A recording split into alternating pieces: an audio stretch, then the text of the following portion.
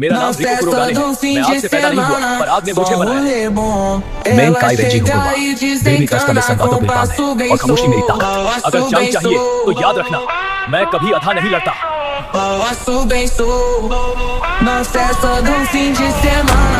मैं ज्यादा बोलता नहीं, क्योंकि मेरे फैसले बिजली की तरह होते हैं। मैं रोशनी बन के आऊंगा।